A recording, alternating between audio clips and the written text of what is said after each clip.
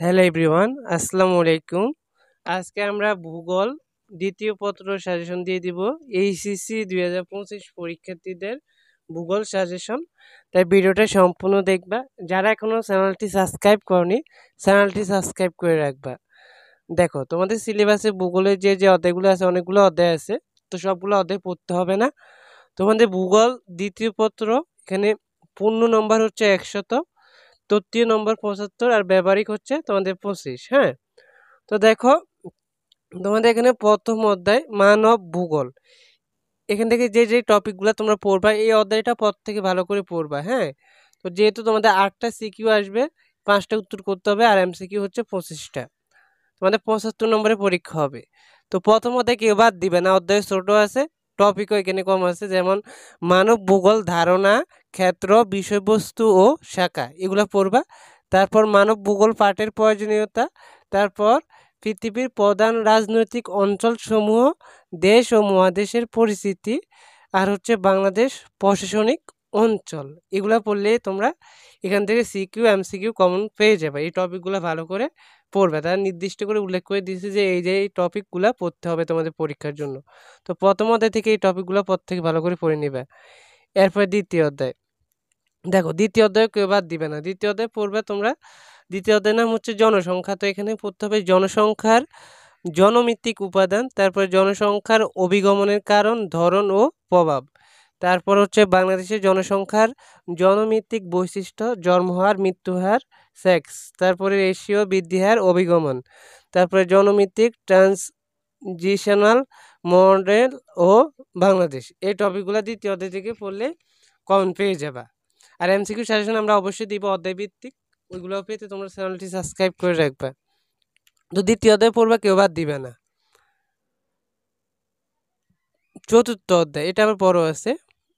তো চতুর্থ অধ্যায়ের টপিকগুলা তোমরা অনেকগুলো টপিক এখানে দেখতে পাচ্ছ। যেমন চতুর্থ অধ্যায়ের নাম হচ্ছে কৃষি, কৃষিকার্যের ভৌগোলিক বিষয় নিয়ামক, তারপর বিশ্বব্যাপী ধান, গম, আখ ও চা উৎপাদন, নিয়ামক, বন্টন ও অর্থনৈতিক গুরুত্ব। তারপরে কৃষির ক্ষেত্রে ফসল উৎপাদন, পশুপালন, মৎস্য চাষ। তারপর হচ্ছে বাংলাদেশের প্রধান কৃষিক্ষেত্র, ফসল উৎপাদন, পশুপালন ও মৎস্য চাষ। এ অধ্যায় আছে। এ অধ্যায় কেউ স্কিপ করতে পারো চাইলে, চতুর্থ অধ্যায় বাদ দিতে পারো। তো পঞ্চম অধ্যায় খনিজ ও শক্তি সম্পদ, এটা পড়বা। হ্যাঁ, তো এখানে দেখো যে টপিকগুলো পড়তে হবে। খনিজ ও শক্তি সম্পদ, বিশ্বের প্রধান খনিজ সম্পদ লৌহ ও আকরিক, গ্রাফাইট। তারপর বিশ্বের প্রধান শক্তি সম্পদ তেল, গ্যাস, কয়লা। তারপর বাংলাদেশের খনিজ ও শক্তি সম্পদ, ভারতের খনিজ ও শক্তি সম্পদ, বাংলাদেশ ও ভারতের খনিজ ও শক্তি সম্পদ উত্তোলন, ব্যবহার, সংরক্ষণ, পরিবেশ সংরক্ষণ ও খনিজ আহরণ। এই যে পরিবেশ সংরক্ষণ, এখান থেকে কোশ্চেন হবে।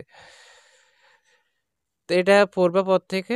ষষ্ঠ অধ্যায়, এখানে টপিক আছে অনেকগুলা, পর থেকে দেখে নাও। যে শিল্পে গড়ে ওঠা নিয়ামক সমূহ, তারপরে এই টপিকগুলো পর থেকে আমি জুম করে দেখাইতেছি, পর থেকে এই টপিকগুলো পড়ে নিবা।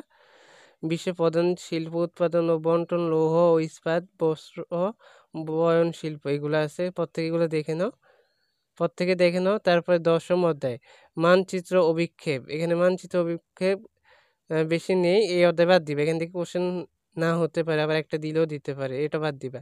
তোমরা তাহলে অধ্যায় কোনগুলো পড়বে, আমি যেগুলো বলতেছি এগুলো পড়বে। এখন তোমরা অধ্যায় পড়বে প্রথমে এক, 1 নম্বর অধ্যায় পড়বে পর থেকে 1, তারপরে 2, তারপরে চতুর্থ অধ্যায় বাদ, পঞ্চম 1, 2, 5 পর থেকে 3টা অধ্যায় পড়লে 5টা সিকিউ অ্যান্সার করতে পারবা।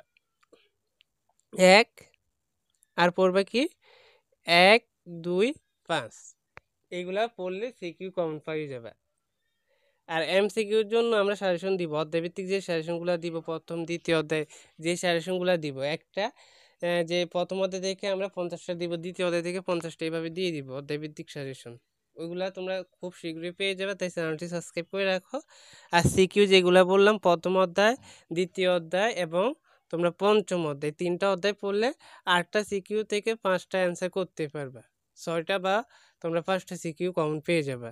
আর তোমাদের ব্যবহারিক পরীক্ষা পরে নেওয়া হবে। হ্যাঁ, তো আশা করছি তোমরা বুঝতে পেরেছো কোন কোন অধ্যায়গুলো পড়তে হবে আর এমসিকিউ কীভাবে পড়তে হবে। এমসিকিউর জন্য ভালো করে মেন বই ভালো করে পড়বা, টেস্ট পেপার সলভ করবা, তারপর হচ্ছে তোমাদের যে গাইড আছে ওই গাইডগুলো পড়বা, বিগত সালের প্রশ্নগুলো পড়বা।